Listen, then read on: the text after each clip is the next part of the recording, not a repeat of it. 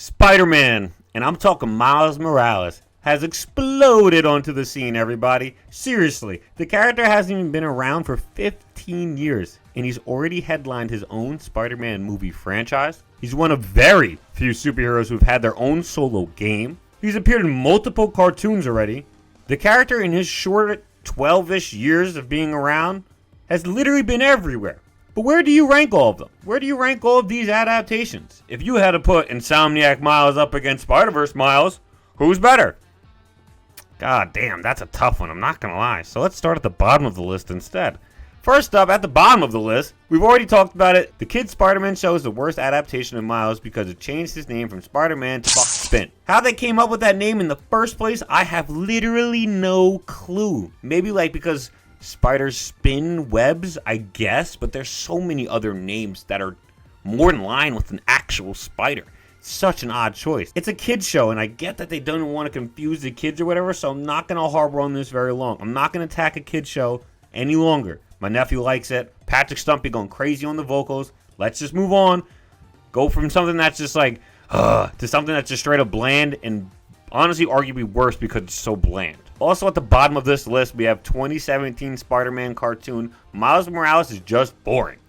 Him and the other Spider people all together somehow feel like the exact same character, which is unreasonable.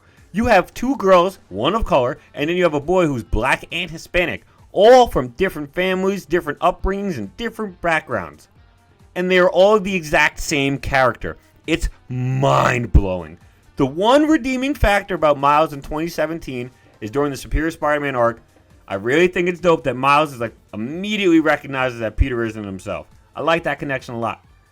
But it's like offensive how boring these characters are. The artwork does not lend it any favors also. When you talk about art, you think, does it make you think, right? Are you thinking about it? Whether it's good or is it bad?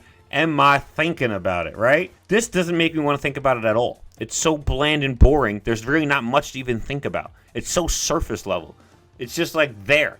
I'm actually going to stop thinking about it now and move on to the next one. We have the Ultimate Spider-Man cartoon next. This version of Miles toes the line between great and insufferable. Let's talk about everything right before we talk about the glaring problem. The character is voiced by Childish Gambino Donald Glover. For those of you who don't know, the only reason we have Miles Morales as a character in the first place is because of Donald Glover. Don't freak out. Huh? My name is Miles Morales, and I'm Spider-Man. Rumor has it he was supposed to be the Amazing Spider-Man in the Amazing Spider-Man live-action series before Andrew Garfield was selected.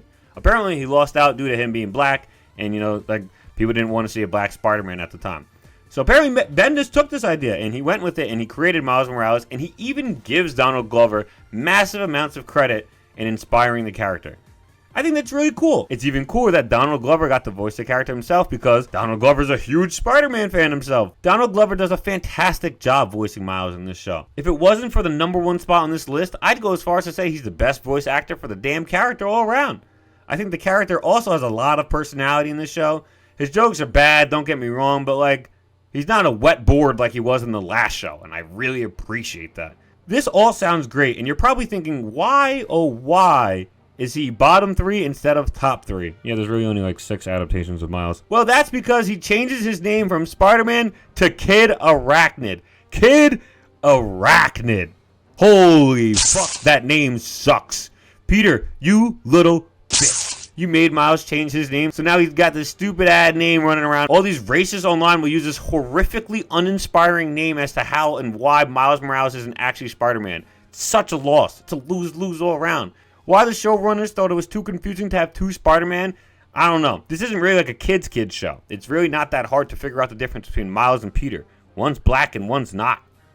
They're both Spider-Man though. That's not really hard to figure out. There's so many things to love about Ultimate Spider-Man Miles Morales, and then you got that glaring issue that's just like staring you in the face the whole time. Can't put it any higher than that. I'm sorry. Just can't. When we go to the top 3, I think we all know it's really an argument about the top 2, so I'm just going to get to 3. We'll talk about 3. 3's fun, so I don't want to blow past 3. In Marvel Ultimate Alliance 3, Miles Morales Spider-Man is just straight up fun. For starters, the voice actor is the same from Insomniac Spider-Man, and I love him. You know, he's great. He encapsulates the character incredibly well. Are you serious?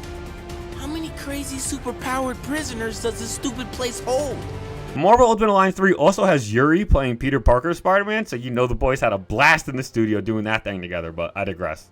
For such a rigid game and such like a strong, like you have to only use these 4 buttons to use moves, Miles' gameplay feels pretty good. He has electric webbing, he goes invisible, you can web swing with him, there's a Venom Blast. It really feels like Miles Morales is Spider-Man, and I'm so happy about that. The game is chock filled with Marvel characters, so he doesn't get a lot of cutscenes and screen time, so you know they gotta lose some points for that.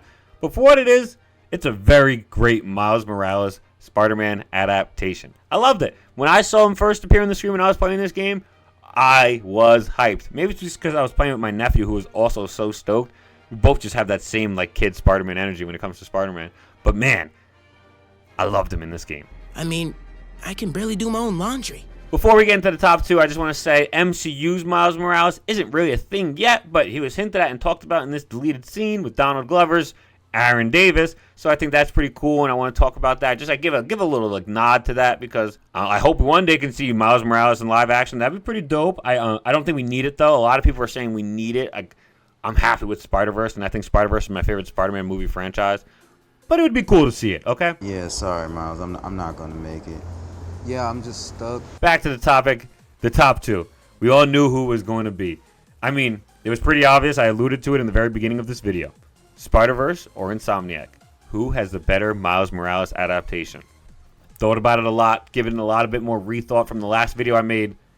The number 2 slot goes to Insomniac. Insomniac Spider-Man is godlike, okay? I don't want anybody to hear Insomniac Miles Morales got number 2 and they're like, oh, he lost. No, this is still a godlike spot to achieve. He's literally a 10 out of 10 still. We got to see his full story play out from before he even gets bitten to afterwards and how he copes with it all. We see Miles experience the loss of his father and how he deals with that and grows from it. His story is crafted and created with love, and you can feel that when you're playing as him. Miles is like an unrealistically good person, which is like pretty on par with the comics. Whereas in many adaptations, they like to gloss over Peter Parker Spider-Man being like, you know, a hothead, fiery as hell, can sometimes be a bit selfish. Miles is not really like that in the comics at all. He kind of just like a great person from the very get-go. His gameplay in this game is fire. It's not like rigid like Marvel Ultimate Alliance 3, so they can do a lot with it. You got cool combos, cool finishers, the invisibility go crazy, stealth missions with the invisibility goes crazy. He's shooting freaking lightning blasts like a Kamehameha now. He's awesome. His love interest in this game isn't from the comics, but I love her. I'm not gonna lie, she's awesome. Haley's just like great. She would fit right in with the comics. I really love when superheroes are dating someone who feels so incredibly powerful with no superpowers. That's literally what Haley is in this game. I think it's so cool. Whenever I got to hang out with her or she's shown it all, I was just happy. She made me feel happy. I can't put my finger on why, I'm not gonna lie, but I thought she was a great addition to the mythos. If Tiana and Miles don't work out in the comics, trust me, I'm hoping they do, but if they don't work out in the comics, Haley would make a great comics couple with Miles. There's one or two things that do bother me about this character though, and it's not really the character itself, it's more so the world around the character. I feel like the world is not really built around Miles. It's built around Peter, and Miles just actively chooses to participate. We don't get a single Miles villain or anything in Spider-Man 2, or in Miles' own game. Like, Miles has some original villains, let's be real. He's got Frost Pharaoh, the Accessor, Bumbler, Rabble. At least one of them should have made it into either of these two games. And then the ending of Spider-Man 2 has him alluded to being step-siblings with Silk, which is dope. I love Silk. Silk's really cool, but that's more of like Peter's thing, Peter's mythos. You know, Silk and Miles, I don't even know if they've ever even interacted in the comics. No, they definitely did during Web Warriors, but definitely more of like Peter's homie. Here's to hoping in future installments we'll hopefully add more Miles original villains, but all in all, Insomniac's Miles Morales is definitely fire. If you said number one, I wouldn't argue with you, but this is my number one, Spider-Verse. Like I said earlier, I loved Insomniac's Miles Morales, but the story just doesn't really feel like it's his. Spider-Verse though? Oh nah, this is Miles' story. It's his coming-of-age story. He's growing up learning how to use his powers. He's finding out who he wants to be in this world. His family's like perfect in my eyes. I loved how Rio and Jeff are portrayed. Rio, hi! I've heard so much about you. Oh, you're using my first name. Okay. They feel like very real parents of color. Strict, high expectations, and more love to give than you can imagine. They really care for Miles and want to see their child do well. And they're scared he's going to get hurt. No matter how old he gets, he's still going to be their little boy. Miles himself has his whole story shown as well, except this is more akin to his origin story, seeing as how Spider-Man in this world died as he became Spider-Man. However, this story takes a bit more liberties and does like Spider-Verse thing. Shocking, I know that they did the thing that's the name of the movie, but none of this really minimized Miles' importance to the story. We meet an incalculable number of Spider people in this movie, none of which feel like they're the main character though, at all. That's all Miles at all times. Miles' situational humor and relatability also really shines in these movies, whether it be saying some stupid ass one-liner walking into class late. You're late again. Einstein said time is relative, right? Maybe I'm not late. Maybe you guys are early. Or singing his favorite tune to relax. These all feel real. Like kids act like this. When he's struggling to juggle his life and be Spider-Man, that's real. Just take Spider-Man for, like job or school. Substitute it for that. But still, that's real. Spider-Verse Miles Morales is the peak definitive version of the character. Maybe even more definitive than his actual comic counterpart. I hope you all enjoyed this video. Leave a comment down below if you agreed, disagreed. Comment which Spider-Man character you want me to rank next. Do your thing. Let me know. Dunk out. Peace.